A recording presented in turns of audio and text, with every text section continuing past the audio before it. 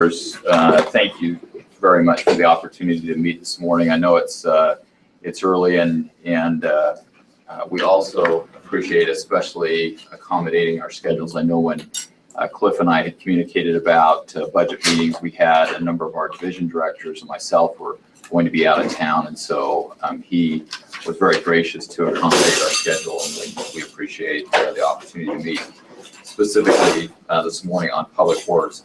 We have 6 pretty broad topics that we're going to try to cover in the public works budget. There's probably some details in some other areas that may come out, and we feel like we have about 20 minutes, an average of 20 minutes per topic. That may sound like a lot, but for the amount of information that we're going to go through, I'm not feeling like we have a ton of time, but I would encourage you, if there's questions, if there's concerns, please interrupt and ask questions, and make sure that there's good communication, good understanding about the budget and the intent behind the budget. I want to before I start, I want to acknowledge a couple of people.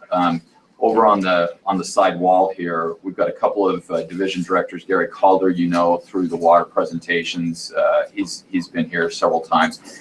Brian Torgerson is next to him to his right, and Brian is one of our staff engineers that works under Dave Graves. Dave has another meeting this morning, and Brian is representing engineering today, so he's gonna be covering our engineering and B&C road fund budgets, and I should be able to assist if there's any questions there. I also want to acknowledge Jimmy McKnight. He's up here to my left, and we've mentioned Jimmy a number of times, but especially when it comes to budget and financing, we rely so heavily on Jimmy, and Gary and Dave and others would tell you that he just is a key player and puts in many hours in the budget preparation. It's a long process for him, and just want to especially recognize him. And also John Borgett and Dustin. Dustin's over here next to Gary, and they work so closely with us during the budget presentation, and we appreciate their efforts. Let me start with, let's see if we can get Let me start the presentation. Just a quick introduction before I turn it over to Gary for water and wastewater.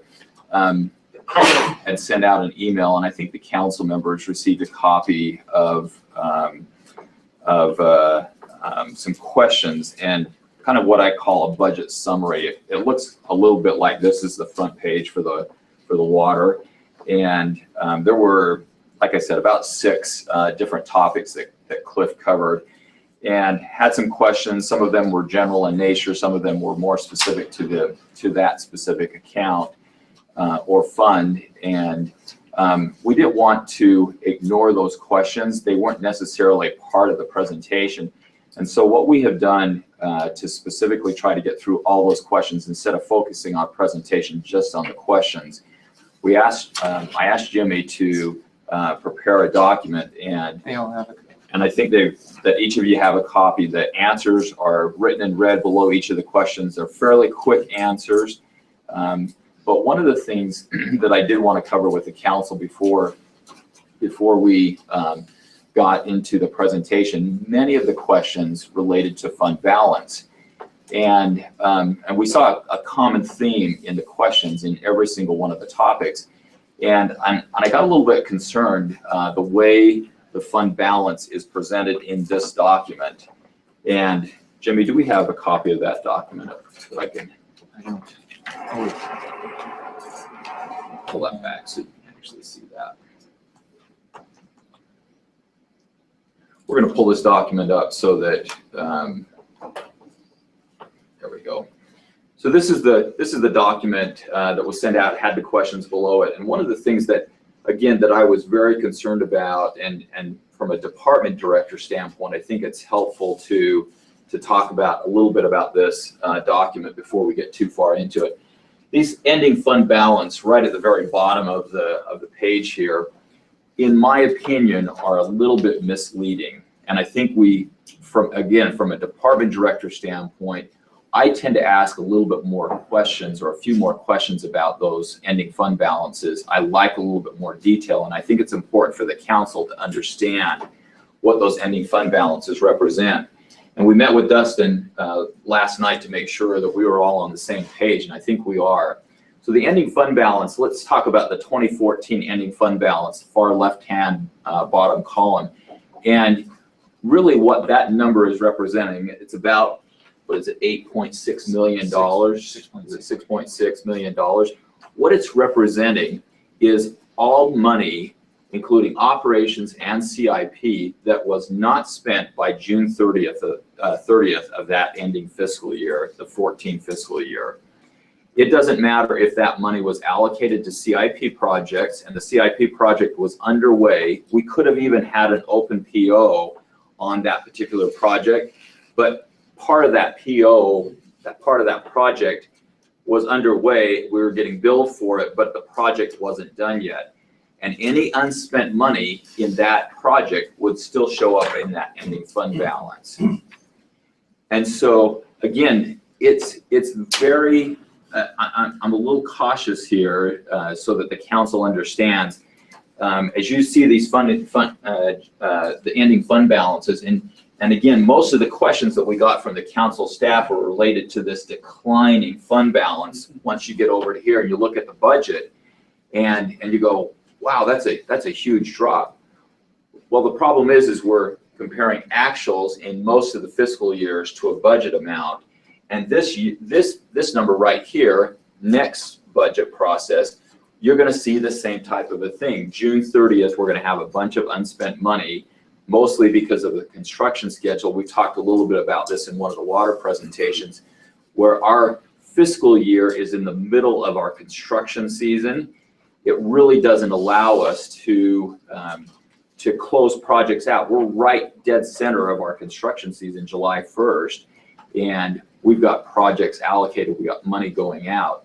So let me give you a couple of examples on this particular fund. We'll go back to a chart that I oftentimes use. I do this throughout the year. The spreadsheet? Or... Yes, the spreadsheet.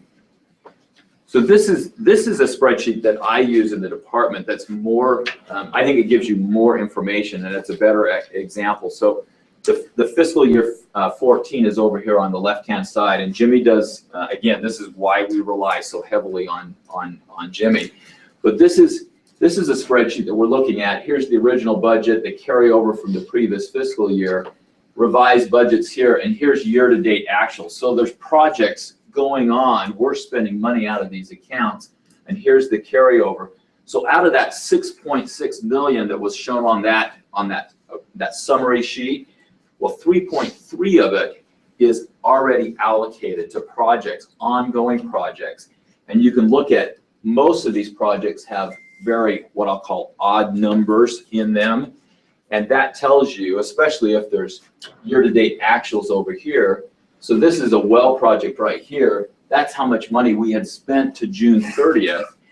But that was money that was not spent, and the project was ongoing. It was planned to continue through July and August and September of that particular summer, but we hadn't spent the money yet, June 30th. So again, I'm just trying to explain this so that there's a little bit of a caution, a little bit more information about the fund balance. I think it's a tad misleading. And you just need to be a little bit cautious about looking at those fund balances. I don't know if that helps, or if that's, I just saw that as a general theme throughout many of the questions, and I think we have to be careful there. And the challenge on that is that comes straight from the budget document. Yeah. And that's what everybody's seen, and the trend is concerning. That's why we raised it. And and pointing that out, there's no critique in the questions. Yeah. I'm just trying to help the council understand, when you look at that, there's a little bit more information to those fund balance that I tend to look at as a department director. And again, I do this throughout the fiscal year, every single month basically. We're looking at projects and saying, what's the activity level? Do we have it out to bid? What's the plan? And again, I'm not critiquing the questions by any nature here. It just, I look at it with a little bit more information and say, okay, we know June 30th isn't the end of the picture. We know that that project is out to bid or it's ongoing or something like that. And I get less concerned. Where I do get concerned is if we have a project, this is probably a good example on this page right here where, you know, there's nothing that had happened on June 30th. And so that's a flag for me to go back to the division director and say, what's the plan? If I don't know what the plan is, and usually I do, I've sat in staff meetings or something like that, and I know the ongoing process with many of the projects. But if there's a consistent pattern, that's where I start to get nervous as a department director, where we don't have projects out to bid. So I think this is my third budget now, really kind of diving into, and this issue I think has come up every year. Like, wait, what's going on here? And you explain it every year. I think it's helpful. But given the role that we're supposed to play, the responsibility that we've been given to look over this, you say, well, you know, these numbers are somewhat misleading. You have to have more information. I'm wondering, is there a way that we can structure the budget to give us a fuller picture so we can flag, whoa, wait, we're going the wrong way on this, and it actually is meaningful and is representative of what actually matters. You know, I'm not saying this is a simple question, but if there's a way that we can maybe capture a little bit more of what you're saying here, so we can have better numbers to make our decisions, our judgments by. would you mind going back to the other spreadsheet, the summary? So for me, the way I would answer that question, and obviously that question pertains to more departments than just Public Works. But for Public Works, you know, if I saw this ending fund balance and I had two more rows of information below it and said, here's what fell out of our operating fund last year that was not completed. So if we got $100,000 or whatever it is, show me how much money came out of our operating fund that returned to fund balance. And then also show me how much money in the next row down, how much money is allocated to CIP projects out of that fund balance. And again, for a department director, I'd ask one more question below that and say, how much of that CIP money is actually in projects that are underway, that we've actually bid out? And so that's what I look at as a department director is just a couple more pieces of information to break that fund balance down. Sounds like it'd be very helpful. So I can see you have carryover, you have projects that you've started, you haven't finished. All I really care about is what's the unencumbered fund balance year to year. And see, that's what I'm trying to break down. That's what, if you had a couple of more rows of information there, you could say, okay, out of that fund balance, that 6.6, 3.3 of it is allocated to CIP projects already. So that gives you what I'll call a truer, and I use that word carefully. That's not necessarily, you know, from there'll be accountants that say, hey, that's really our fund balance June 30th, and technically it is. But I think it gives you a little bit better perspective about where that fund balance is. Didn't we also recognize that this fund balance was going to be falling down because we chose not to bond again? We were raising the rates and we recognized that it was going to dip for a little while. And I think we're in the throes of that dip. Yes, and yes, and part of the reason that I went down this explanation right off of the right at the beginning is, again, you can look at these fund balances and say, hey, this is a pretty dramatic change. But I think if you had a little bit more information, you could look at it and say, okay, we are changing. The trend is definitely down, and we have made a conscious decision to start to eat into fund balances in order to do projects. But I think with a little bit clearer picture, it doesn't look quite as dramatic, if I can put it that way. And then I think it opens up the conversation to say, are we nervous about fund balance with a little bit better, clearer picture? And yes, it's clear that we are going into fund balance, no doubt about it. I don't want to mislead. I don't want anybody to misunderstand this conversation. But I think it's a little bit less dramatic look clearer picture. It's the same case then with total capital expenditures. Water source capital varies from 4 million to 13 million down to 7 up to 12. Does that represent bond money coming in? Yes, so, and I don't know if this is the exact question that you're asking, but this is a really good example. You look at that 18 million sitting in fund balance right there. Well, there's a big red flag that should come up right there in the bond proceeds. That was the year that we took out the bond. We took out 2 bonds, one for water, one for wastewater, $12 million. And this is a really good example where we had the bond, it showed up in the budget, and the projects were underway. We were starting to get them out.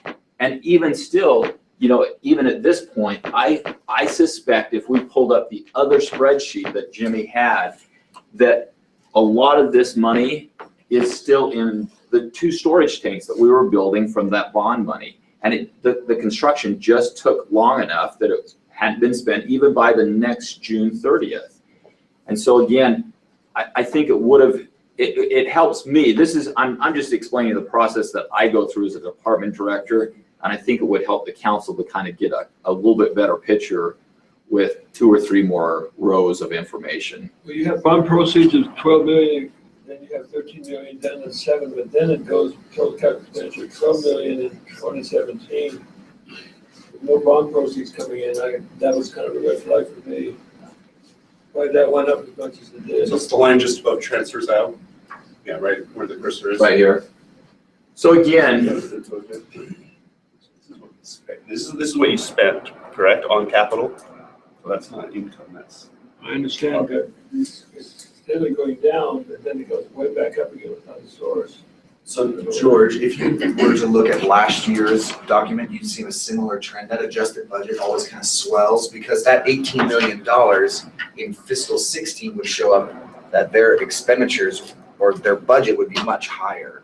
And so that's the same case in 17, that the budget kind of swells as these projects that we've moved from last year to this year. So that encumbered amount kind of moves along as we're doing projects. So the actual expenditures will probably be somewhere below that in fiscal 17. And then next year when we're having this discussion, 18's budget will be above what this original proposal is. Same issue we have, we've had another issue. Yes, yes. So it's that same kind of issue of this carryover balance of how much we expect to spend versus what the budget is. And the standard reporting is this is all of the budget that we have, but not necessarily all of the projects that will be completed by the end of the fiscal year, including projects that we're saving for that are many years out. I have a question on one of the examples that you used. I was on the other the sheet. sheet. It was the pressure reducing valve stations. There was 550,000 allocated, but you said that, or 560,000 allocated. But you were concerned that hadn't gone out to bid, or you hadn't heard anything about that. My thought is too, where is the accounting for the money for that redundant line? Because I thought we were already saving. I thought there was significant savings. That started that fiscal year, right? The million is right there. Okay, in 2017. Okay, so that's for that. Okay, I didn't see that. Yeah, and we have, and it's fine. We have multiple fiscal years here, and we could show different CIP projects, but you're right. I mean, again, you can see why this document and this process that we do internally in Public Works is so important to us. And you know, again, this is probably one that I rely on, and again, Jimmy is helping to track so much of this information. And I can give you an example. Water's probably a good example where the CIP projects have gone quickly. We're spending the money. And again, that crossover between fiscal year and construction season creates a lot of the issues that we have, right, you know, with the budget process, with these particular documents. But I can give you an example of other places in Public Works where it has been a concern. I've seen a trend where CIP projects are not getting out the door. And I'm using this table, staff meetings, other things to say, hey, where are we at with this project? So my understanding was that we were going to start working on that line as we go. We're not waiting until we have all the money, but we're going to work on it as we go. So when does that start happening, and when will that be reflected in the? So I think that's part of the conversation that I don't think we're there yet. We've had a couple of fiscal years. The 18 fiscal year would be the second year of savings. If you remember that particular project, the cost estimate was about $16 million. And in my opinion, we could start it when we have about a quarter, about $4 million. It probably makes sense to start thinking about, doing a portion of that line and doing it in phases so that we don't have, a $16 million savings account, basically. I mean, that's the way I kind of look at it. And all of a sudden we get this temptation of, well, let's go and do something else with it.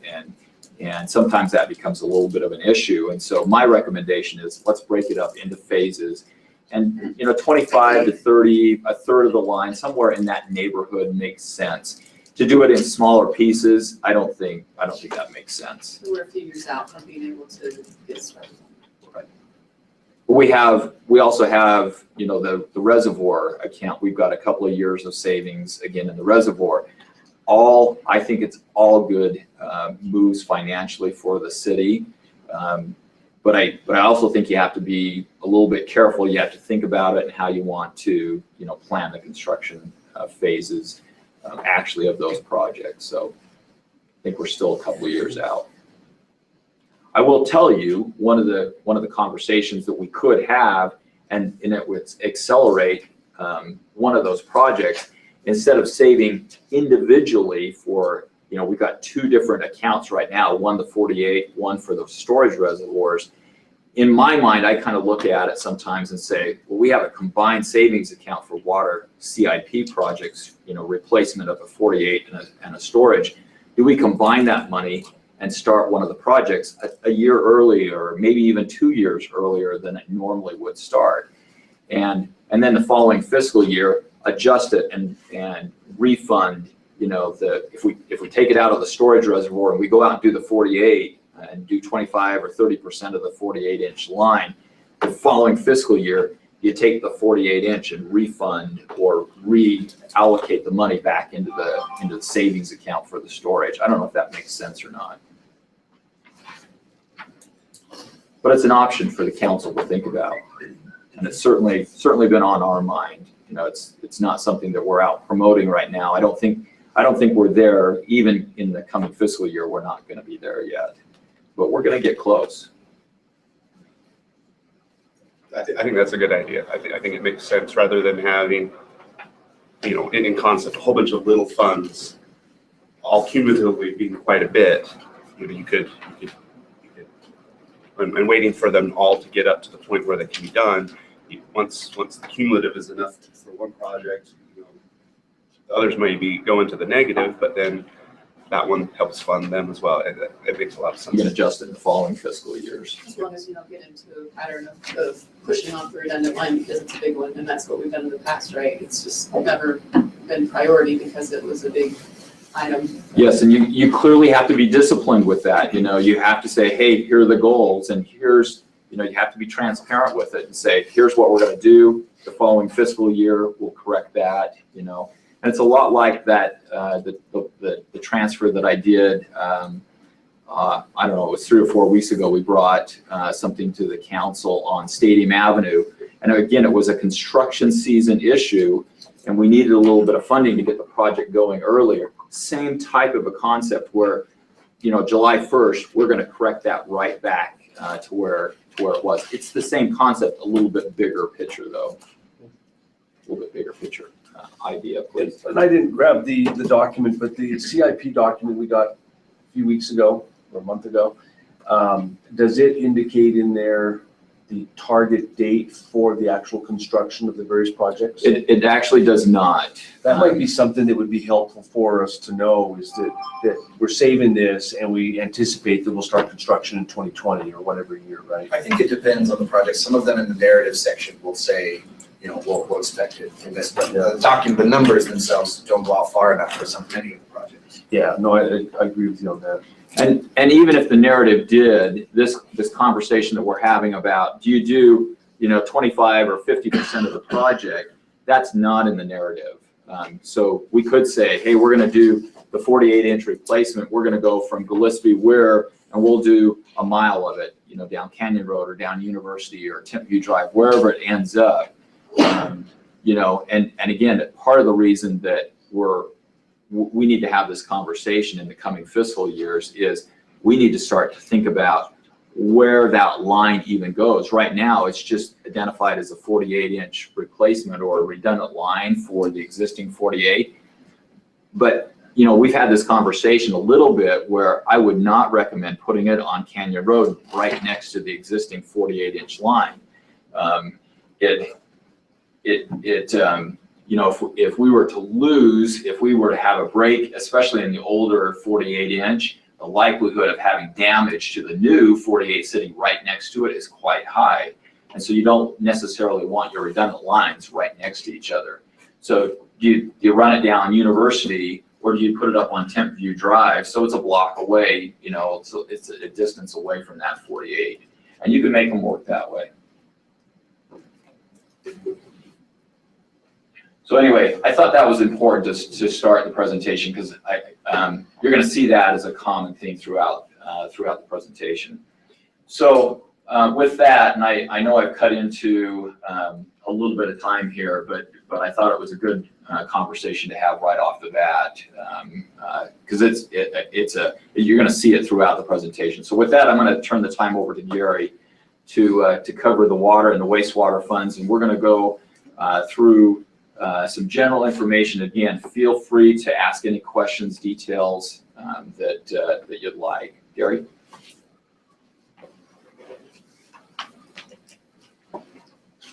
Thanks for the chance to be here again. I'm not keeping score, but I'm glad that I'm feeling more and more comfortable being here. This is my first time going through the budget review, and I like to be a little joking a little bit, but I want you to know that I wore my penny loafers today because we're talking about budget. So if we need any extra money, I got a couple pennies in my penny loafers to help us out. So starting out with the water fund, a lot of the stuff is going to be redundant from things that we've talked about before. 8.5% increase. I appreciate, we've talked about the needs that we have within our department, and this money is well needed. And so I appreciate that. You can see 13.7 in revenue. This seems like a lot of money, but it's amazing how fast we can go through it. So it's operating budget 7.7. There's our CIP projects that we'll talk about here in just a second. Right here on the bottom, it's been 4 years that Ryan York was the gentleman that was here last week talking about the PRV. This department has been down a person for 4 years. And when you think he's going through 50 million gallons a day in the summer, and there's only 4 guys in that department, and they work every day of the week, this is needed and appreciated. So thank you for looking at that. How do I get forward here? Jeremy, you want to do it for me? See if it's working on that arrow. Is it on? I'll just move it. Oh, okay. Okay, some of these things Dave has already talked to us about. The first item, wells. Okay. Like I mentioned, we go through a lot of water, and our wells need constant. This is kind of like taking care of your car. Okay. We actually have one well that's down right now. We're trying to maintain and take care of. That's the one on 4800 North.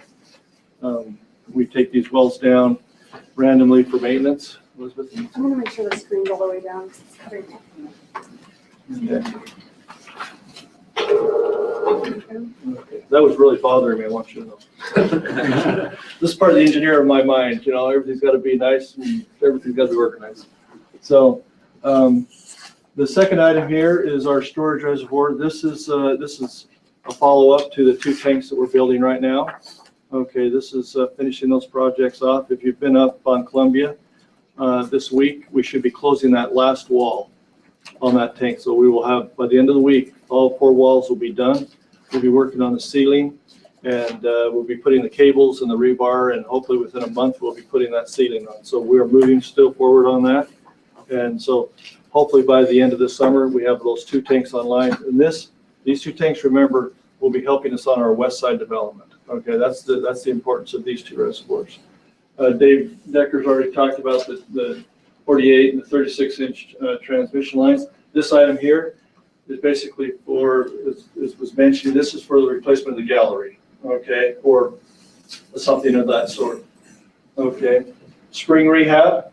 It's been a long time since we just brought some springs online, but our other springs, they are just like our wells. We need to, if we want to increase the productivity of our springs, we have to maintain them.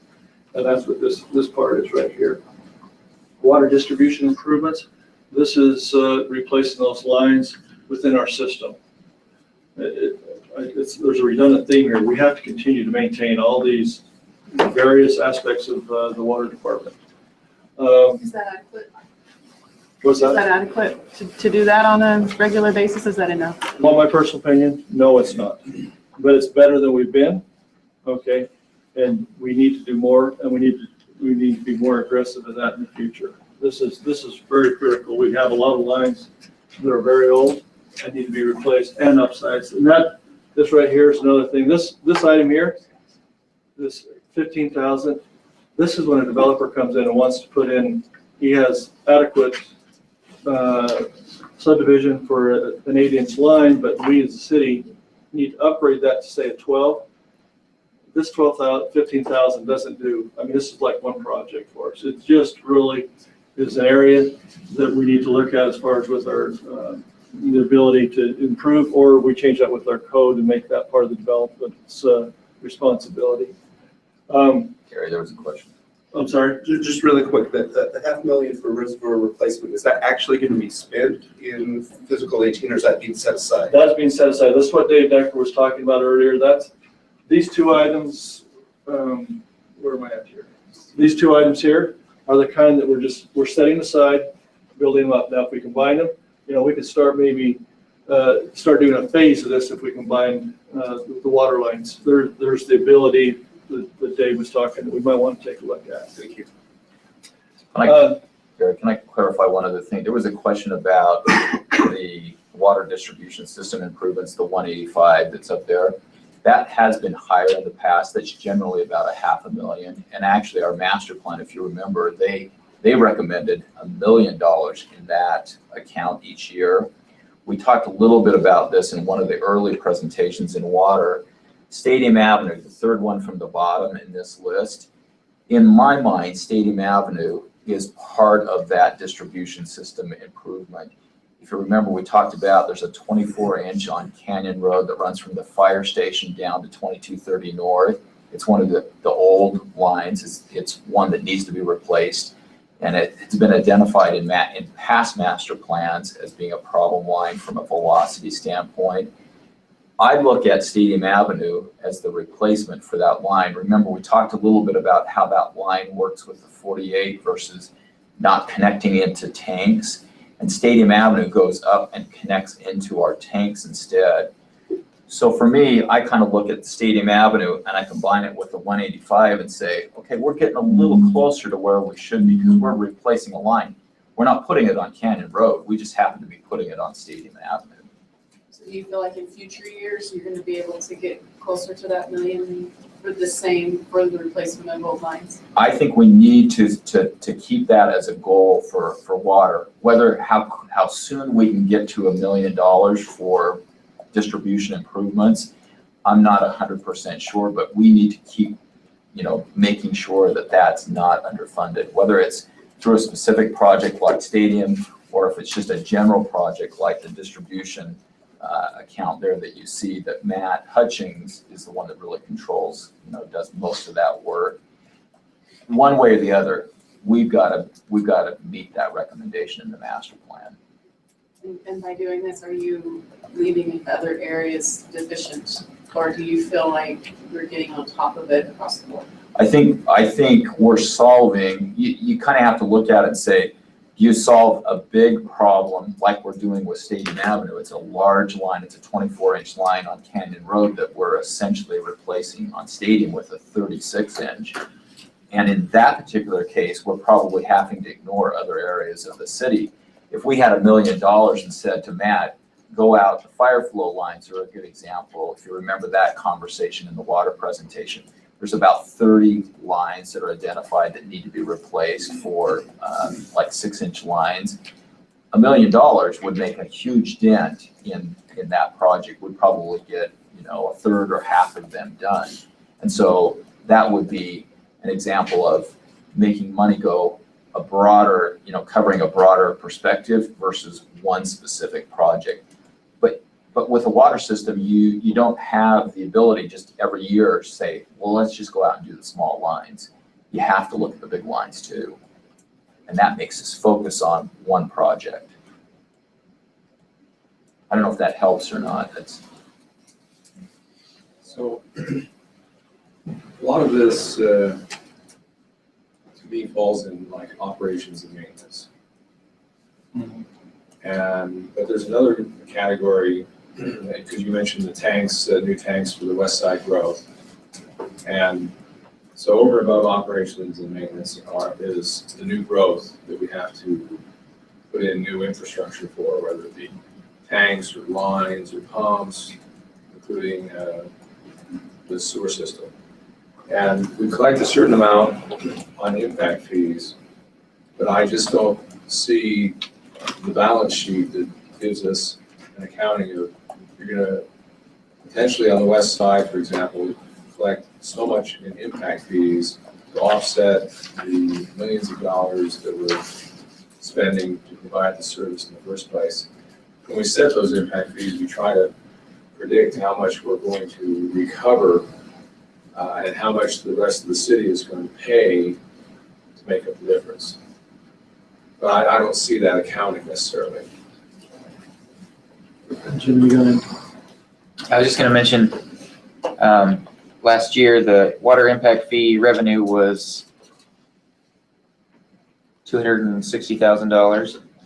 And this year we're on track for about 300. So, we have to factor that in with the state regulations of as far as spending it in a timely manner. We easily go get that spent according to that regulation. But you said, in our 5-year CIP, we do have a line at the top that shows the budget for the next 5 years, as far as how much of it's coming from transfers from the operating fund versus the impact fees. That will change with our new budget format, but you should still be able to see that our budget, at least, for impact fees compared with all the CIP projects.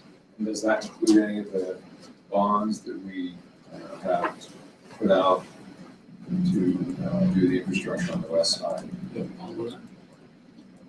Yeah, the 5-year CIP plan and then the CIP report we give you at the end of the year in December that covers the prior fiscal year has all of the revenue sources and all of the expenditures and identifies. If you go to the individual project sheets, it shows your project by project, how much is impact fee, how much is CIP, and so on. So, so all that's detailed in those two reports. So do you have a gut feeling on how we're doing? Are we coming close? I mean, obviously we can't collect more than we use. Well, that's why we're working on the impact fee study to update those numbers, and that'll be presented in June to the impact fee working group.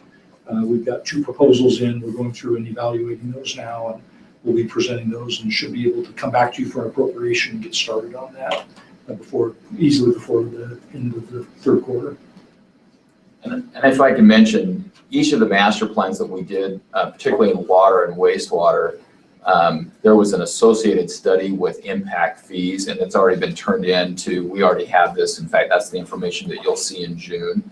So I can tell you that we are not charging the impact fee that's recommended with that master plan update yet, because we have to go through the process of adopting those new impact fees.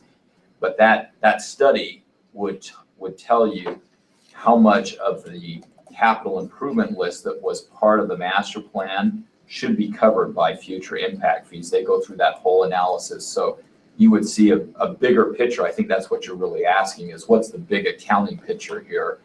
And that part of the study would help to answer that question probably better. Would be happy to send that to the council staff and distribute that to the council. Thanks. Okay, and I don't want to get bogged down, but I appreciate the question. So I don't want to rob anybody of anything else. So AMI, where am I at here?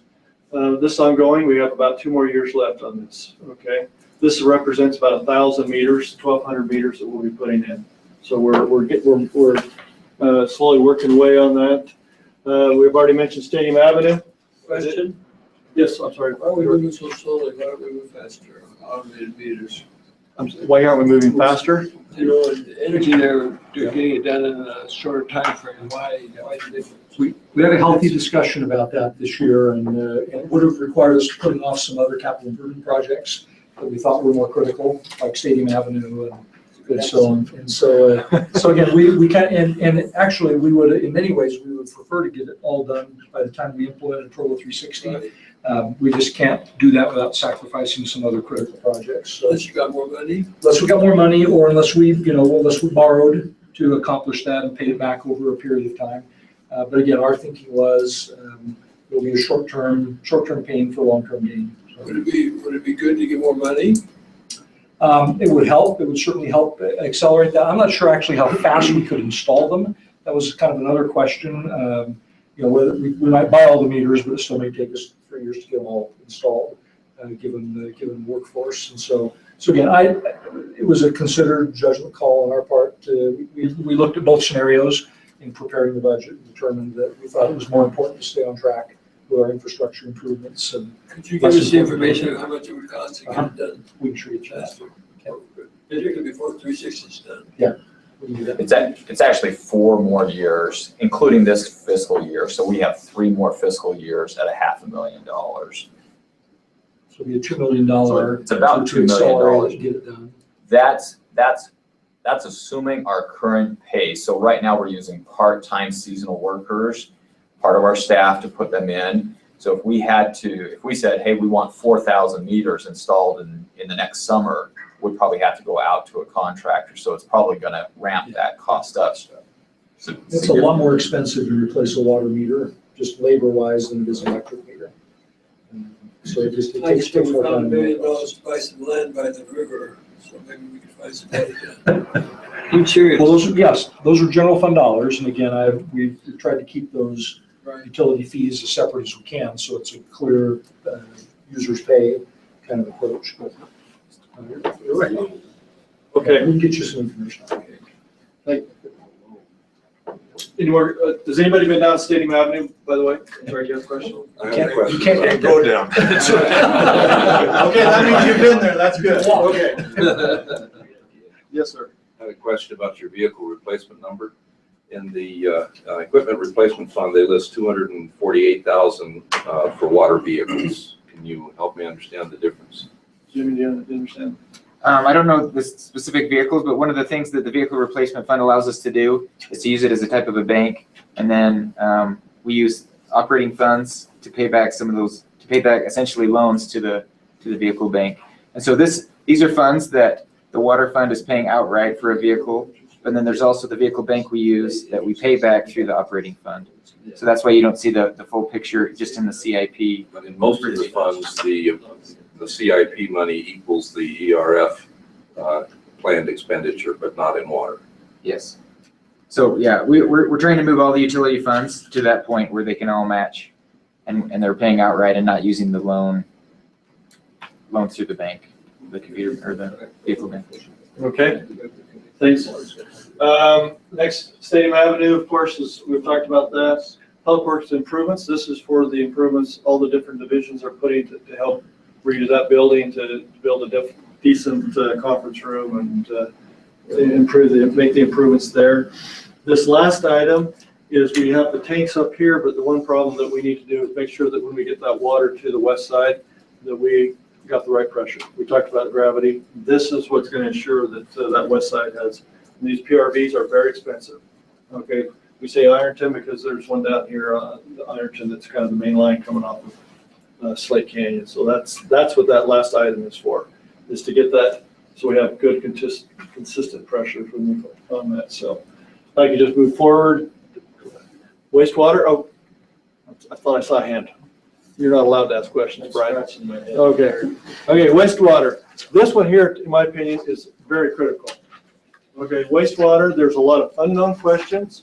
We have a very old plant. We have state regulations that are changing. Okay, this is the one that you talked about as far as having some extra attention. We do have a 14.5% increase in revenue. And if I'm running over time, let's just go right to the next slide. If I can just go through these real quick. This here's the big one. Okay, we have a couple items that we're doing in the plan. I'm going to point them out to you. You got this 1.8. We have the nutrient removal, and then we have the headworks down here. Okay, these are three big items going towards the plant. Okay, what we're doing right now in order to meet the regulations for 2020, we've got some people coming in tomorrow, is we're going to start adding chemicals to our wastewater treatment, okay, to get that phosphorus out, okay? And so these three items are part of that, okay? What we're concerned about, we take this very serious, we don't want to invest a lot of money into this treatment plant if there's a possibility we're going to change, relocate, rebuild, okay? And so we're we have this master plan, where is it on here? Right here, where we are looking to come to you so that we can make a good decision on where we're moving with this. One of the big unknowns is the state and the regulations. We know we have a 2020 deadline and we have a 2030 deadline, okay? But these are the three items that we're working on as far as helping us make sure that we are in compliance, okay? But these three items here are the ones that we're working on as far as making sure. These blowers down here, this aeration, this is helping us keep in regulations, okay? So these three are helping us maintain the regulations that we have and meet those. But we don't want to spend this money if we don't have to. But we need to do it because it's just no plant, okay? This plant is 50 years old, okay? If I can point out one other thing, Gary. There is another savings account listed up here, the third one down from the top, parallel 36 on the west side. That's another large project that was identified in the master plan. I think it was $8 million total. And it was originally intended to be a parallel line to the existing 36 that comes over from the west side to the existing treatment plant. And we've started saving for that. However, in the presentation that we did several months ago when we talked about the west side plan with a master lift station, that was one that we brought up and said, we need to get to the point where we know where the future is going for a treatment plant. If the state's going to push us to, eventually by 2030 or whatever the date is, that we feel like they're going to get to the point where they ratchet down the regulations to the point where we can't discharge anymore into the Provo Bay, we may need to go and move our treatment plant out near the airport, someplace in that location. Well, that decision needs to be made before we begin construction on that parallel 36, because that parallel 36 originally was designed to flow to the east. It may need to go the other direction to the west. And so obviously, before we start anything from a construction standpoint, that decision has to be made. So you say that it may need to be moved by the airport because of the cost of refurbishing it in the current place, as opposed to moving it by the lake? There's a couple of factors that we're looking at with the master plan. It's not just about cost of rehabbing our existing treatment plant in its current location. We're also trying to factor in, and this is where it's really hard to do a master plan. You ask a consultant, well, where's the state going to go with regulations in the next 10 to 15 years specifically regarding Provo Bay? If you remember, in the conversation, we indicated that in their 2016, what's the report that went to Integrated. integrated report that they prepared for the federal EPA. They elevated Provo Bay above Utah Lake as far as impaired water body. So that's a flag for us to say it's on the radar screen for state officials, and they're going to start to elevate regulations. They're going to start to look at nutrients and not just phosphorus, but ammonia. That was another one that was specifically mentioned to us from the state officials. And they're going to start to look at, what's going on. And their goal, in my opinion, their goal is specifically about creating an environment for fish and wildlife habitat. And, the June sucker plays into the Provo Bay. And it's very hard for us to know what's going to happen in the next 10 to 15 years relative to regulations in Provo Bay. We kind of have somewhat of a picture on Utah Lake, but if Provo Bay is going to be even tighter, the cost and the decision may just need to be made. We need to get the discharge point out toward Utah Lake instead of discharging into Provo Bay. And it's part of the reason that we've communicated with the mayor and Wayne on forming a committee to start to try to get through some of these questions. But I have to tell you, there's going to be a lot of unknowns, even for the committee. How do you guess where the regulations are going to go for the next 10 to 15 years? We can only look at the past 10 years.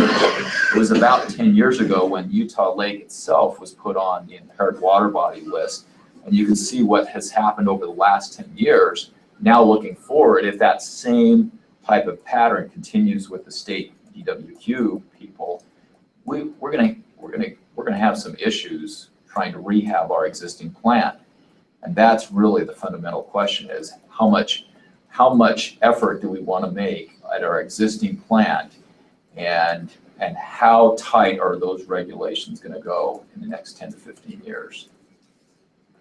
Is there a way to use the river as a trickling pond kind of a thing? If you had enough, whatever the trickling pond has, is there a way to use the river as a way to kind of attract some of that before it gets to the lake, or before it gets to the river? It's where the pipe comes I'm up. not an engineer, I'm just, That's it's just, okay.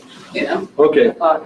But We have talked about some other options. A treatment plant in South Davis County they're actually using their discharge to intentionally grow algae, but it's all in a controlled environment. It's not in a natural river, but it is in basically a river. It's just a winding concrete path, and they're intentionally growing algae because it gets rid of your phosphorus and your nutrients. By the time it hits the Great Salt Lake, the algae's eaten all the nutrients. so, and it does not cost effective for us to use something similar. We haven't eliminated that option. That's part of our master. That's kind of a new technology, a new product that's coming out. So, okay, we've now used half our time, and I want to keep moving here. But basically, that is the elephant in the room as far as the plant. We're going to have hopefully a lot more discussions regarding that. We have three major projects as far as CIP. We got the Riverside Country Club, the Mountain Vista improvements, and then this 500 West. This is a new project we just heard about. UDOT's planning on doing some work on 550 West. We heard this just at the last minute as we were putting this budget together, so we put that in. But here's three different projects that we're planning on as far as improvements that we're going to need to be working on. So, and then of course we got the public facility improvements as far as down here, as far as doing improvements down to our building. So I believe this is that's it as far as. Do you have any questions for me? I appreciate the questions we've had. So what percentage of the wastewater expenses are going into just the west side development or new growth or that type of thing? I don't know if I can answer that right off the top of my head. As far as what we have there, as far as I don't know if I could probably get that for you as far as with Jimmy's help, but yeah, just leave it all. that is where a lot of the growth is happening. But we have that on the west side. We also have a treatment plant as far as those types of improvements we're trying to work on. And trying to get that sewer line out to Duncan Aviation. There's a lot of stuff that we're doing out there as far as those commitments. So mostly what we're doing is what we've committed already to do. It's not that we're doing more things to plan for growth, because we can do that as it comes. Yeah. Is that That'll be a combined effort as far as what we have planned in meeting that growth. Let me give you a little perspective. If you look back on the summary sheet for wastewater, there's a fund balance, and again, keep in mind the previous conversation. But we have several projects that have been put together on the west side, and the line on Geneva Road was part of the presentation that we did several months ago. And that's a project that we didn't do as more information started coming from our staff and saying, hey, this is probably not the right place to put this line. We eventually said, let's back up and look at a bigger picture here. Well, right now we have about $7 million in that fund balance, in our CIP fund balance, that's allocated already to west side improvements that we would reallocate to this regional lift station and the lines going into it. So out of the fund balance that you're seeing, about $7 million is allocated for the west side. That gives you a little perspective on your question about how much is going to the west side. and that's gonna go on the Lakeview Parkway then? Yes. Instead of Geneva. Right. So we're essentially putting in the main trunk lines that will eventually have to be connected in by West Side Development. That's it. So we're going to quickly, on stormwater, we'll quickly go through stormwater. So we have recommended to the council in the budget an 8% increase that represents about 70 cents per month per resident. So it's not a significant increase, but it definitely is an increase. And we've had some pretty significant increases in the past couple of years. Our revenue is just a little bit under $5 million, and you can see what we spend for operating. And our transfer to CIP is about $1.7 million. We'll cover financially, I think we're scheduled for June 20th. We'll cover a lot more information on stormwater, and you'll get a much bigger picture. In years past, even as recent as 2013, we were actually not doing any transfer to CIP. That was zero in 2013. And many of the years prior to that, we were in the $200,000 range. And you just can't build CIP projects in stormwater for $200,000. And it's part of the reason that we've had the rate increases. Specific to this coming fiscal year, these are the stormwater improvements that we're doing. So Kiwanis has, in fact, both of these projects have been funded partially in the previous fiscal year. So this is a second phase of funding that's coming in, and then a miscellaneous account in the public works improvements that Gary talked about a little bit. So two significant projects basically in stormwater that are going this year. I do have to, and again, we'll spend a lot more time on June 20th on Kiwanis, but the master plan that has been prepared for stormwater, it's not finalized yet. We actually have two different versions of the stormwater master plan, one that was done in 15 and one that was done in 16, just about 6 months later. And the original, the 15 version was recommending that we go to what they call regional detention ponds. So it was looking for locations where at a park or at a school where there was a large amount of grass field that could be turned into a regional detention pond, and water could be slowed down in a heavy rain event. It could be slowed down and held at that location until the rain event stopped, and then you discharge it on a much slower rate. That's the whole function of a regional detention pond. The second version of the master plan eliminated the regional detention pond in Kiwanis and put in a pipe that discharged all that water immediately from the rainstorm, and it had to go all the way down through East Bay and discharge into the Provo Bay. Again, another water quality concern, but that's a different topic we'll cover. But you can imagine if we had to pipe all of that water through the neighborhood, Joaquin and through, is it Mazer neighborhood? You can imagine we were getting into 48 and 60-inch pipes cutting through those neighborhoods to try to get all of that water out, and instead of holding it in a park, and that's exactly what we're doing with Kiwanis.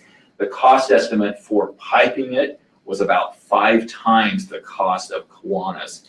And I know it's very, very disruptive. People, I enjoy Kiwanis as much as anybody in the city, but when you can spend $1.8 million for a regional detention pond, because that's what the bid came in at, this project is underway. We actually know the cost for it, versus $10 million to put a pipe through a bunch of neighborhoods and the disruption that happens, through those neighborhoods. You have to look at it from a, not only just a cost standpoint, but the disruption to the neighborhoods. It just makes sense to do the regional detention ponds. So again, we'll spend a lot more time on it in June. These numbers differ from those reported on page 160 of the tentative budget. Can you help us understand why? Probably just a issue in consistency on finances side. We'll look at it and revise it for the final budget. So Dustin, this might be, and Kiwanis, I'm trying to remember if we had to budget. It's listed as 800,000 in this document. In FY18? Yes. We'll look at it. Check that. Is it one that was on the list, we needed additional construction dollars to start the project? Look at it. I don't know off the top of my head. So while we're talking about some of the mistakes, I sent you an email, Dustin. Public Works has identified a number of areas in the budget document that need to be corrected.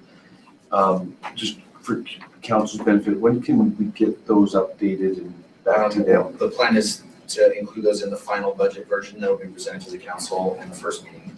Okay.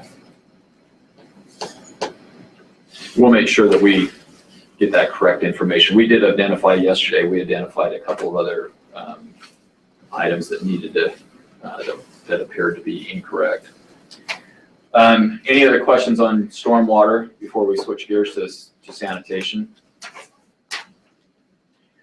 So in sanitation, again, this is a fund that we've talked about just briefly with the council in the 5-year rate plan that we had presented a number of years ago.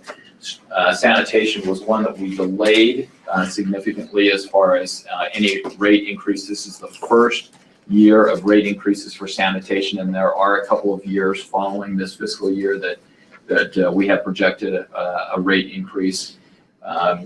You can see the revenue and the operating expense. Most of the revenue does go to operations. There's a few CIP projects, vehicle replacements and things like that. But generally, we do not have a large amount of CIP projects in sanitation. The supplemental request, excuse me, we had a part-time administrative staff member and one position for composting. We talked a little bit about this particular position. In order to have the composting operation continue, we felt like we needed to have a dedicated staff member. We were trying to use a part-time seasonal employee to keep composting going, and we didn't feel like it was okay. But as far as a longer-term commitment, if we were going to keep composting going, we felt like we needed to have a person dedicated to composting. So that was one of the supplementary requests that we made. And that is a contracted position, so that if there's a decision made in the future where composting becomes a question, and I know we've had some discussions about that, that we have a little bit more flexibility with that position. So, all right, Jimmy, what did we do?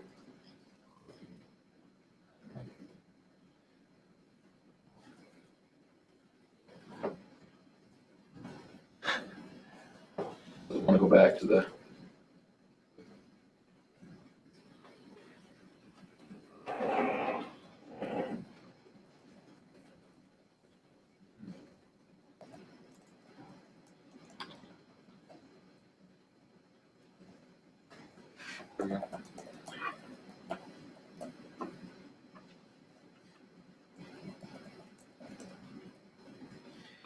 So we'll switch gears again. If there's no other questions, we're gonna go into engineering and streets, and I'll turn some time over to Brian.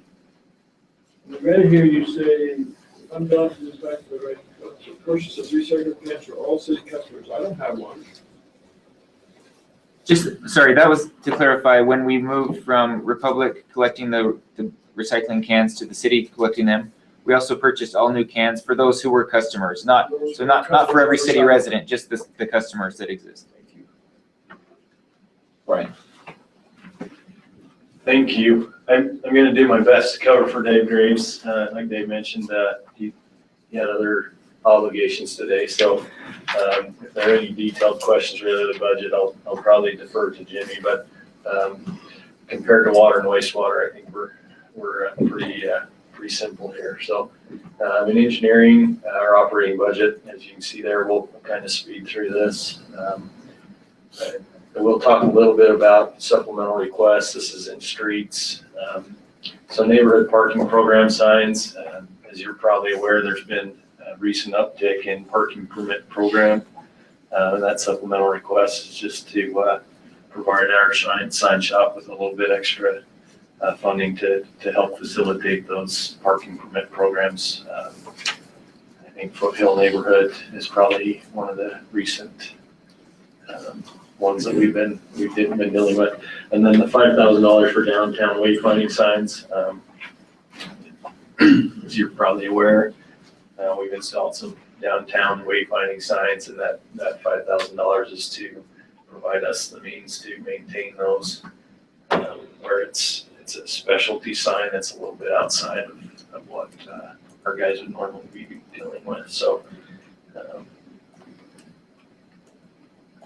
we'll talk a little bit about engineering budget, utility transportation fund. Current revenues are right around $2.3 million per year. That is slowly increasing with every year. So that UTF fund is split out. We set $200,000 aside for crack seal. We feel like crack seal is important. Maintenance, it's our most cost-effective maintenance activity, and so we felt like it's important to identify at least that amount going to that activity. And then $2.1 million is available for our street overlays and our other maintenance activities.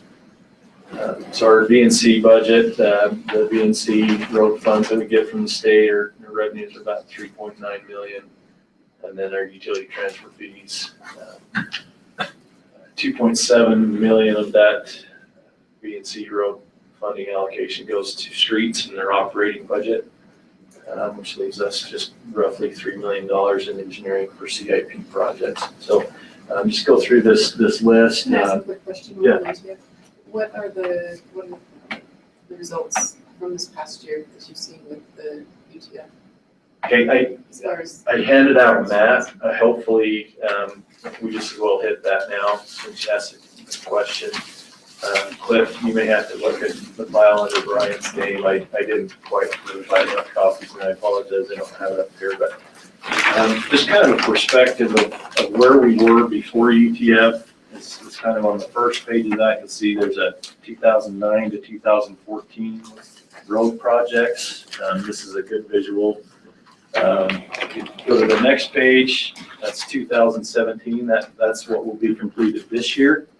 Under our contract, we're in the stages of negotiating a contract with Geneva Rock Products, who has that. And then if you look at, so what's significant, the importance of 2009 to 2014, that was prior to UTF. I realize there's a 3-year gap here, but I haven't gone back and filled in that gap, but if you look at 2017 to 2021, I think that's a good visual of what difference the UTF is making in our road maintenance projects. Does that answer your question, Kim? Is that the question you were asking, is the difference we're seeing? UTF went in 2014. It did, so And so, FY14, we had 2 or 3 months, is that right, Jimmy? Yeah, it was effective March 1st, so there were only a few months that fiscal year. so So, the second page is really what's happened since the UTF. well, the second page is just this year, so So you don't have the last, you don't have, I can get it to you, I just haven't prepared. okay, I had a 2014 to 2000, or 2017. 19 map, I just didn't include it. Again, I'll get you that information, I just wanted to see what our 5-year outlook is, I wanted to provide that to you, but, These are helpful, it'd be nice to know, like, when we started. Sure. what we did And what's been completed to date. Yep. Just to compare to. that's easy, and I can get that to all of you. One of the things, keep in mind, 2014, I know many of you who were here at that time, that was our largest overlay road rehabilitation project in the history of Provo City. It was about a $6 million project. $3 million of that was actually money from Central Utah project and the pipeline project that went through our city. So, and on the last page, I just provided a snapshot of what our contract has been since UTF, and you can see those dollar amounts fluctuating quite a bit, and part of that is, for example, last year's project. So if you look at 2016 road rehab project, that included Stadium Avenue, which was actually a BA or a B&C project that was combined with UTF dollars, and so our road rehab project doesn't just include UTF dollars. Sometimes we throw in a B&C project that's a budget project, or we take opportunity to combine as many projects as we can with that project. So It'd be difficult to separate those out and just show this as UTF. no, not at all. It's I mean, we have the purchase orders that were pulled from ETF. And I just wanted to maybe help answer the question about the fund balance, or some questions about fund balance in ETF. When we begin the process of selecting a project for the upcoming year, our target to pull out of UTF is right around $2.3 million, so that we're spending that money that comes in every single year. There hasn't been, I know there was a concern when UTF was implemented that we show the public that we're using it immediately. And we've been very careful to do that, and they've already discussed the issues with how it's showing up as fund balance. UTF, we've been spending that $2 to $2.3 million a year since it was implemented. So, and I think when we get you that map that Ms. Santiago's asked for, we can show you what's been done since 2014. So it really is significant. So.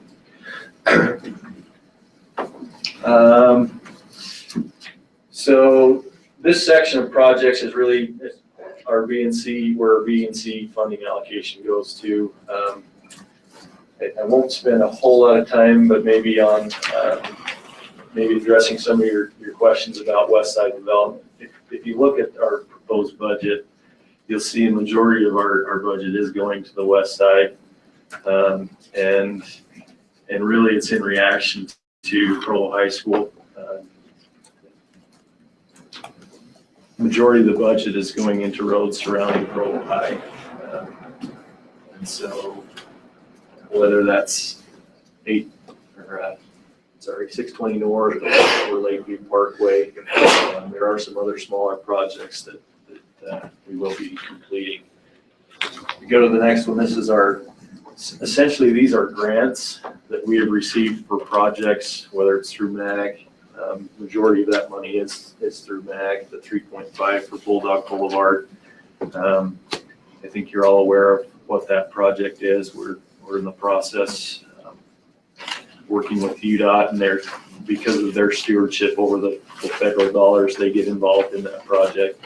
We're selecting a consultant designer on that project here in the next few weeks, and we'll be hopefully constructing that next summer.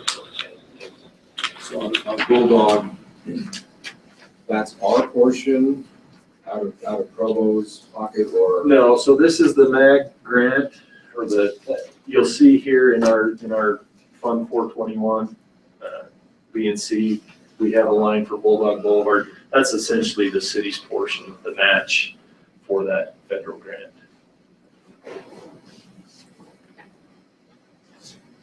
Some of these others, street cuts, basically goes to crack seal, that sort of thing. And then our traffic impact fees, a lot of that traffic impact fee, Mr. Konecki, you talked about, the accounting of that. A lot of our impact fee dollars are going towards Provo High again. Lakeview Parkway is one of those impact fee eligible facilities that we are using this dollar.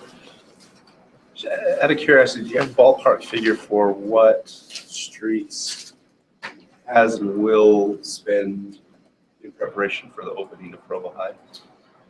I don't have that right off the top of my head. I think we have to be a little bit careful because, for example, Lakeview Parkway is something that's been on our long-range plan that we would be doing. So as long as we understand that portion of it, it's not being done specifically for Provo High, but it certainly accelerated it. And so we can get you those numbers if you're interested in that. Like I say, it's a very large portion of our budget. Also, what you'll see in part of this 2018 street overlay, and you'll notice this year's 2017 street overlay is a little bit lower than it's under $2 million in funding.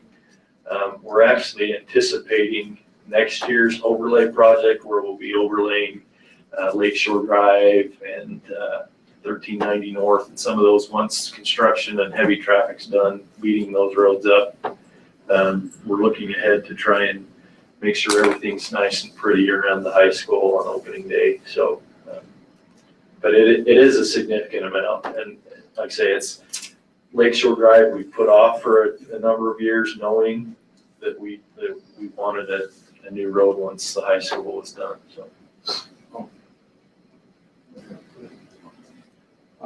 So when we calculate our impact fees for new roads, do we throw in how much they damage the roads when they're running their trucks through the neighborhood?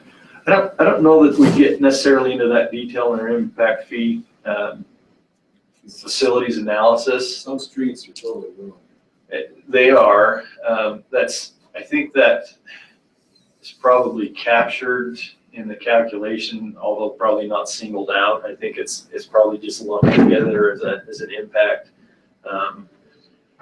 When we have these large projects, we try and keep those haul routes on our impact fee facility roads. Of course, maintenance, you can't spend impact fee dollars on anyway, but so I think that's captured a little bit, Dave, but probably not to the detail that we could really identify. Hopefully that answers your question. Yeah. So we have a number of neighborhoods where speeding is a problem, and we get requests for those signs that show how fast you're going and flash if you're going over a certain. Sure. Like just a couple examples: 3700 North coming down the hill towards Lakeview High. People really work up ahead of steam going down there. Slick Canyon Drive's another one. Where do those fit into the budget, and is there any way to maybe get a little bit more budget toward that? Sure. So part of that, I think the way Dave's been handling those, and like I say, this is probably part of it's likely in the operating budget where we have a minor equipment line item or something like that. But we also have these options with miscellaneous projects. That's one where we typically, if the council has a project or something that says, or the administration, hey, we really have a problem that we need to address and we haven't been able to address it through the budgeting process. That's kind of what we have. Gary had them listed as contingency. I think really our intersection modifications and our miscellaneous projects is kind of our contingency fund. Or I'll even call it our opportunity fund. For example, at 500 West, last year we were doing an overlay We got into the middle of that project and got talking with some of the residents along portions of 500 West where curb and gutter wasn't installed. And we actually participated with those residents to get those improvements installed. So that's some of those. We have some flexibility in the current budget, Dave. I think the bigger question on these signs is we've been a little bit hesitant to go down that path because they are quite expensive. And once one goes in, it kind of opens the floodgates. But we've purchased 3 or 4 in the last year. And we're just trying to see how effective they really are. How much do they cost? So a solar powered unit's about $5,000. Incidentally, typically you need one on each side of the road on some severe downside, usually just the downside. Talking to Dave, if you wanted to prioritize some of those, he thinks 5 to 6 areas prioritize. We got probably, I don't know, 5 to 10 maybe. Yeah, and we've been working pretty closely with the administration on where to place these signs. Certainly if I know Dave, I've been included in several emails recently in some of those problem areas. We're certainly open to looking at those. We've tried to come up with a calculated approach before we go ahead and put those. First of all is, we always look at other things that we could do.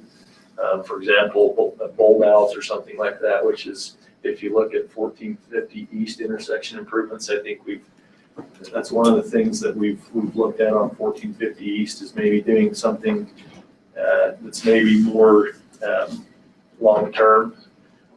And so we try and use some judgment in where we place those, and if it makes sense to do something on a larger scale like a 1450 East and more of a traffic calming, then so we've been a little bit careful in how we implement those, but where it makes sense, we're starting.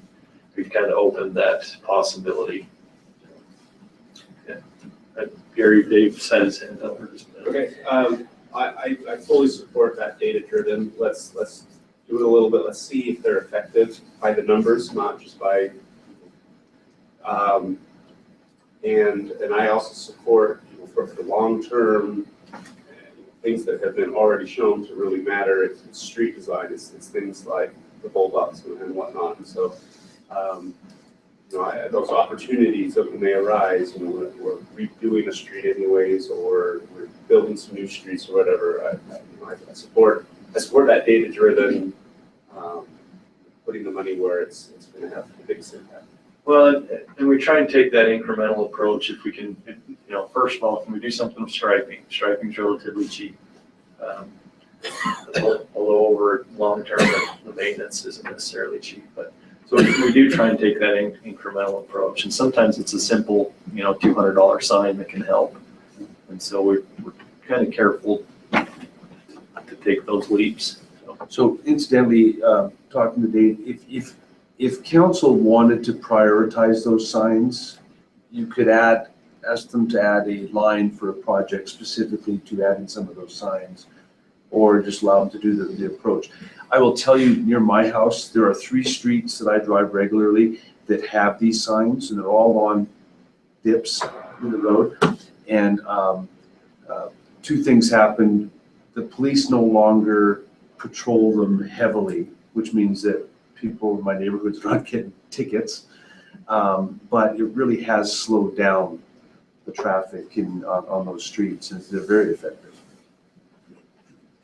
And we've gotten some feedback recently too, because I know that you put one up temporarily on Slate Canyon Drive, and the residents there noticed a big difference. They watch the cars, they're coming along, they see the flashing number showing they're going too fast, and you can just see them slow down.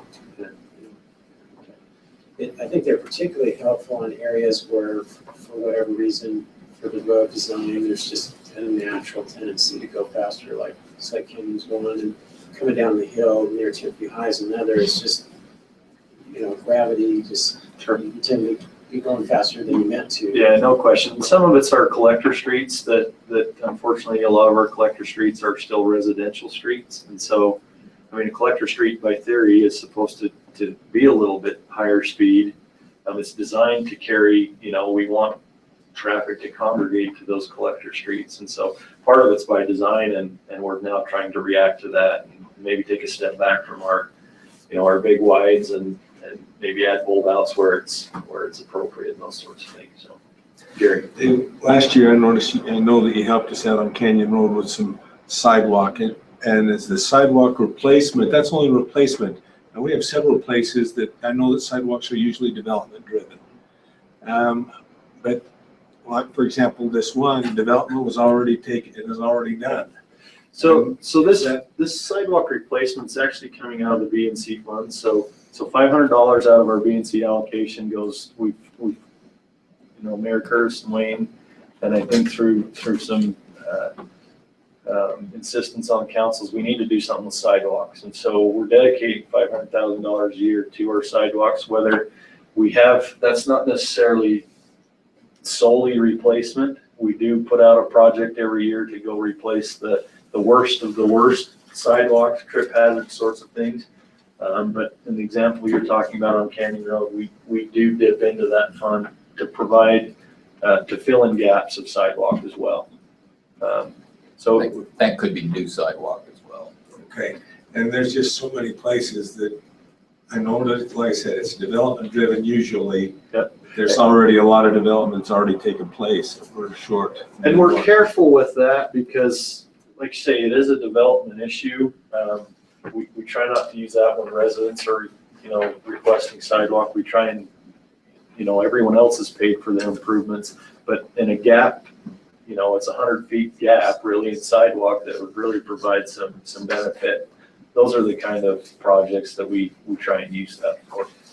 So you mentioned on 1450 East, that 200,000 is for rollouts, or is it, how'd you do that calculation? That was, we just did a rough estimate. We don't know exactly what we're going to do, and part of it's working with you and your neighbor to determine what's most appropriate. But just given, it was a ballpark number. It may be, we may have to split that up into multiple years to really get what we want. But we felt like, given everything else that's going on the west side, we didn't want to forget about, that commitment to do something on 1450 East. So we put enough in there to cover, at one or two intersections of a decent treatment, and we'll see how far we can stretch that out. I know that's really important, especially with that road. There is a certain point, but making sure that road is sufficiently slowed down for you.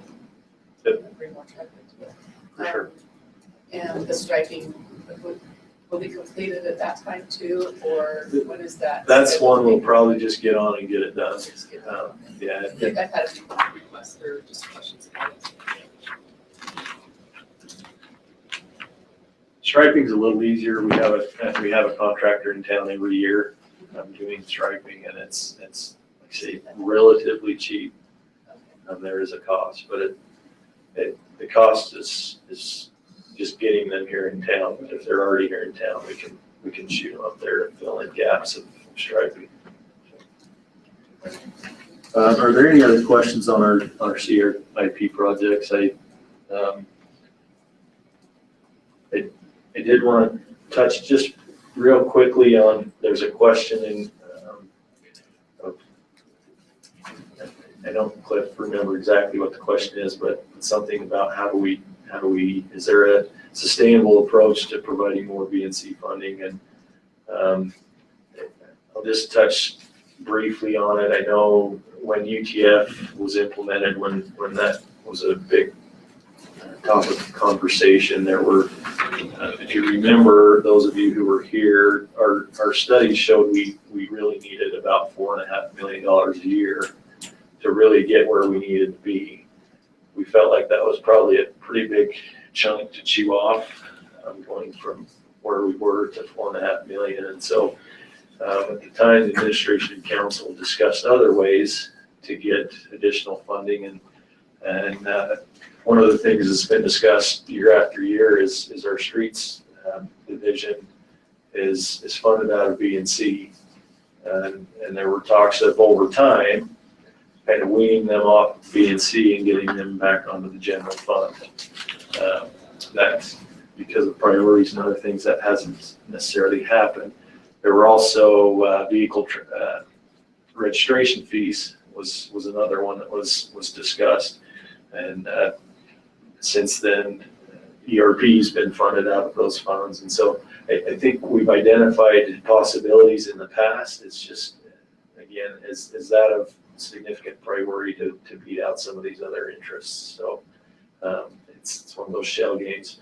I mean, really, streets, if you fund them out of B and C, or you fund them out of general fund, it's about the same bottom line. It's just a. We took 1%, what's that, 1.2 million about that we took for that 1% transfer? And so at that time, we did the UTF and the 1%. Utility transfer. So it got us to 3.5 or something like that. Correct. So, I mean, we're doing great things with UTF and we're very appreciative. I think our residents are noticing a difference. If you look at those maps and notice the types of streets we're doing now compared to the 5 years previous, you're seeing in 5 years previous, we were just doing collectors and arterials. We weren't getting into the neighborhoods unless it was a development overlay fee. But UTS really allowed us to get to the point where we're actually maintaining the streets and able to get into some of those neighborhoods and keep those roads in good shape as well. So really appreciate that support for UTF. It's been a really good thing for us. Yeah. Just a final thought, when a developer comes in, let's say the street's there and the sidewalk's there, and he's gonna buy a lot and build a house, it seems like they put a bond out to make sure that they don't damage the sidewalk or whatever. Correct. And so if you knew that a certain development was going to damage a roadway, do you ever do a bond to protect that roadway? So on our developments, depending on, so a single residence, this is a little bit different. We wouldn't charge a development overlay fee, but for example, let's just take a Liberty Center, for example, on Center Street and 300 West. We do, there's obviously going to be a significant amount of utility tie-ins that's going to be cutting up the road and those sorts of things. We do charge a development overlay fee that would allow us, once that development's complete, to come in and do an overlay on the street to provide,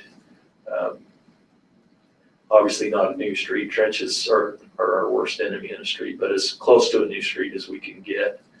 So we are collecting that fee from developers, and that's, you'll see on those maps, it does say it does include development overlays. So for example, in Ivory Homes out on Broadview Shores, we've collected a fairly large amount once they are complete and all the homes are completed, and when it falls in line with our overlay projects, we will go in and complete an overlay of those streets and provide a new surface.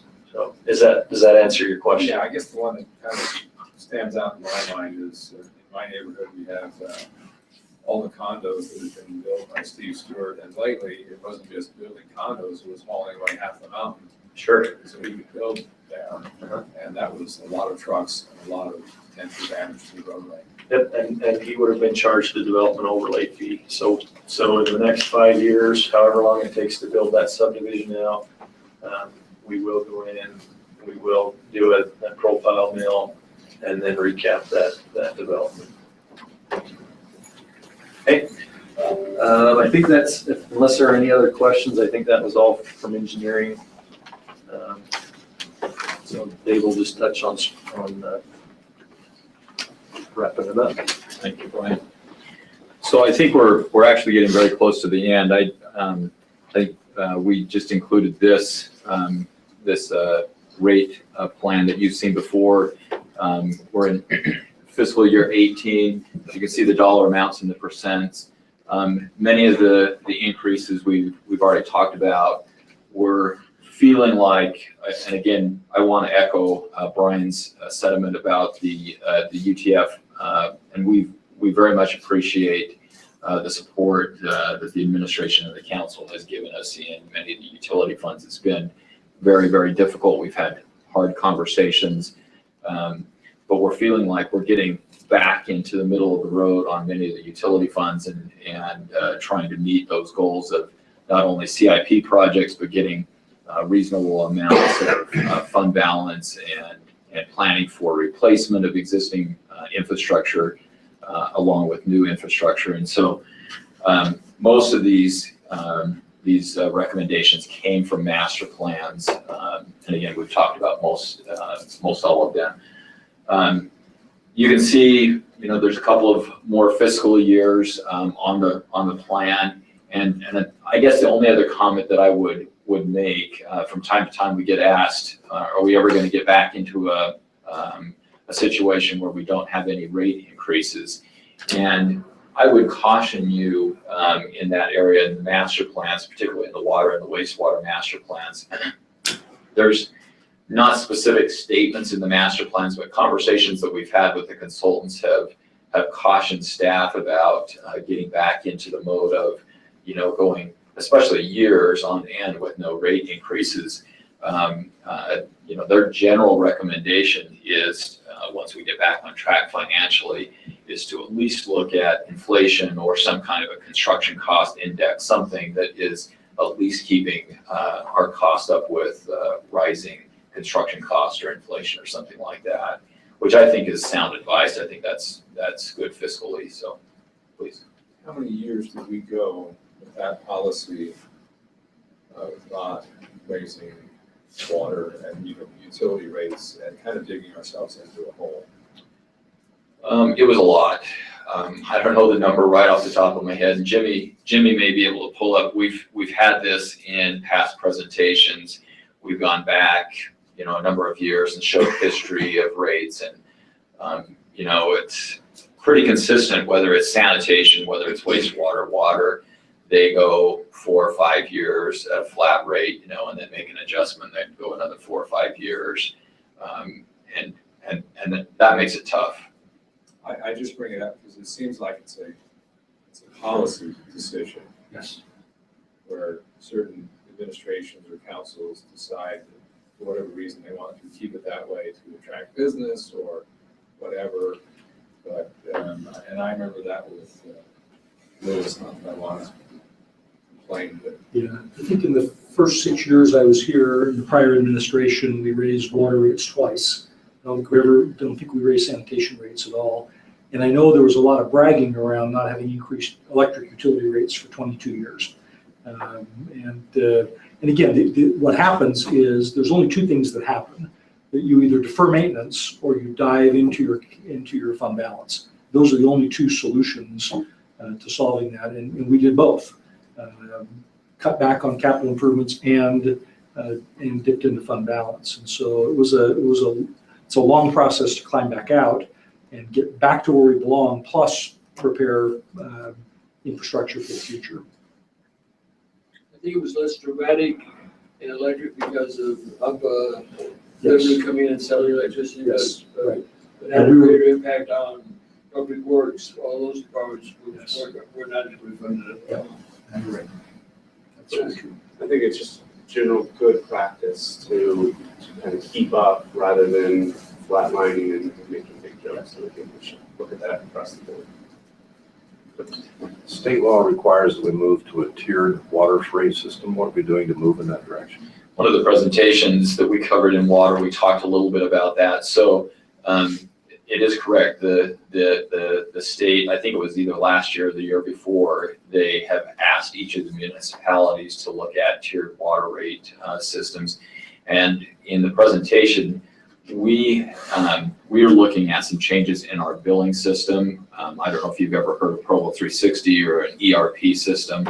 The financial side will start July 1st of this year. And I think there's a phase 2 that starts, I think it's an 18-month process. And phase 2 includes a transfer over to a new billing system.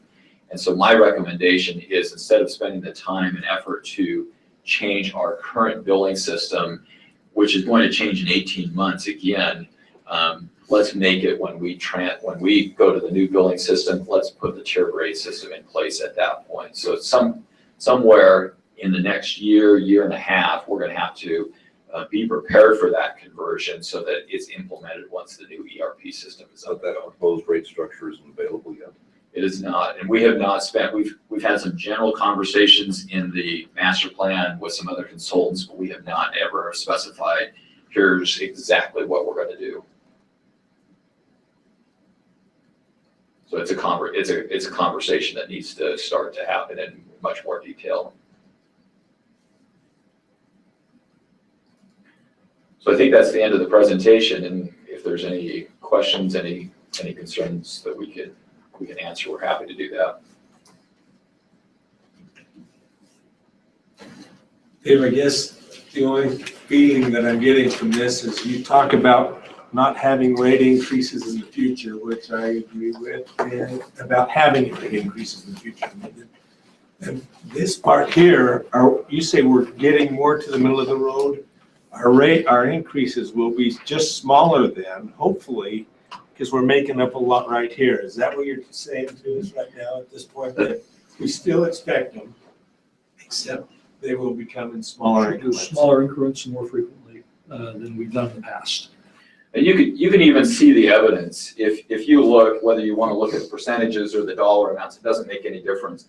But you can see, I mean, we've had some pretty healthy rate increases, particularly in water. And, you know, we're getting back into what you would generally expect. These are more in type of an inflation number, you know, and after this, you might drop in the 3 to 4% range for construction costs and inflation, things like that. And even with stormwater and sanitation, I mean, a 70% or 70-cent increase per month, you're getting into a much more reasonable range of a rate increase. Now, I have to tell you, if you look individually, and again, we'll do this with stormwater on the 20th of June. If you look individually where we're at, stormwater, we are quite high compared to other cities, our current fee. Some of that, I think, is whether the other cities are actually understanding where they're going in the future and looking at regulations and, you know, some of the other challenges. Some of that is also us being behind in the past, you know, so it's kind of a twofold issue. But, you know, many of these, we're finding ourselves kind of in the middle of the road. In water, if you look at our rate compared to, I think we look at about 20 or 25 other cities, we're pretty much in the middle of the road now with water. We're back where we probably belong, and I think we're on the right trajectory as far as you know, trying to meet the financial goals. Now, having said that, the one area that's on this map that is a big unknown is our wastewater. And you can look at the rate increases that are projected for not only the next 2 years, but I'm not quite sure that what's going to happen after those 2 fiscal years that are shown. And it just helps to kind of understand the challenge that the committee, this wastewater committee, is going to face in making significant decisions. And we have a lot of conversation that's going to happen on wastewater. It's the one big unknown on that sheet. The worst case scenario, we've looked at kind of the cost of building a new treatment plant. And we're in the $50–60 million range for a project of that size and scope. Well, a brand new treatment plant is, if we were to just stop today and say, we're going to build a brand new treatment plant out by the airport, it's in the $150 to $200 million range. I mean, it is a huge cost.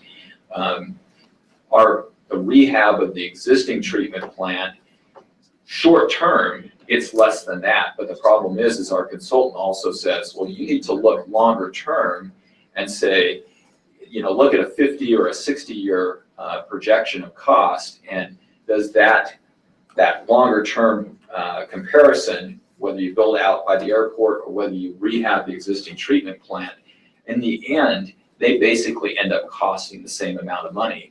The rehab of the existing treatment plant, it spreads it out more, and you don't feel the burden so quickly right at the beginning of the project. But at the end of the day, it basically costs you the same amount of money over a 50-year period. So the question is do you really, and again, one of the big unknowns is where the state's going to go with regulations. But at the end of the day, do you want to invest in the existing treatment plant and potentially have regulations that are forcing you to do even more treatment that we don't anticipate today? Or do you want to just, cut bait and go out to the airport and say, hey, let's try to get out to Utah Lake discharge? And again, it's a very difficult conversation. Was it Horace Greeley that said, "Go west, young man"? Wayne, if we're doing a treatment plant, would we do it as a revenue bond or a general obligation? You probably do it in a revenue bond. And a revenue bond, and so if we did it to that, that's gonna really have an impact on That's the going to have a rates. huge impact on rates. Now, again, the sort of dark side, there's a positive dark side of this is that we will not be alone. And so you think about us having to raise rates dramatically to cover that capital cost. So will North County, so will South County, so will Salt Lake, so will Davis County. We're all going to be in the same boat. And so again, it's, well, we may see that, and it will be difficult. I mean, I think the state's been estimating somewhere in the $40 a month range across the Wasatch Front to get the treatment levels that they want to get and the capital cost associated with that. Could anticipate wastewater rates going up $40 a month across the Wasatch Front. And so again, that's a really substantial change to what we're doing. But again, to a large extent, the entire Wasatch Front will be in the same boat. And you have to realize those costs are just on the treatment side. That's not counting collections and, operations and all the other stuff that's going on with. So don't get $40 stuck in your head that, oh, that's where our rates are going to go. That's just the treatment side of it. So in our case, making sewer lines flow the other direction. Instead of flowing east, they flow west, and that's a pretty substantial investment to create all new trunk lines. And Timpanogos Special Service District, which serves northern Utah County, they've already started this. You look at the bills in American Fork and Lehigh and Eagle Mountain and those cities, they're in the $40 to $60, even $70 range in some of those cases already. And we haven't even started talking about phase 2 of the Utah Lake, regulations. So they're already anticipating, at least in some of the cases, but there are other cities that have not made that step yet. Does the city own adequate land on that side to do this? We've identified a couple of locations, and we probably have land there that would work. In a place where moving a sewer plant is not gonna, come with a lot of resistance. One of the steps, if that decision was to be made, we would have to go through some environmental, basically an EIS for the plant, and it would potentially identify issues, would have to mitigate issues, potentially identified in that process. But we do have some options, let's put it that way.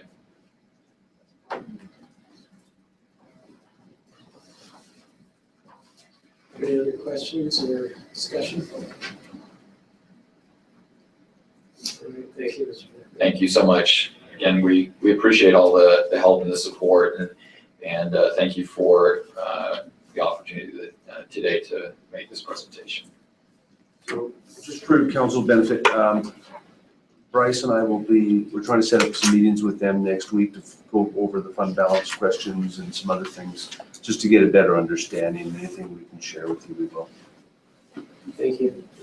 And then our budget retreat is scheduled for June 8th for the other departments. Yep, and that will be at the Energy Building. We thought we'd take advantage of their new conference room.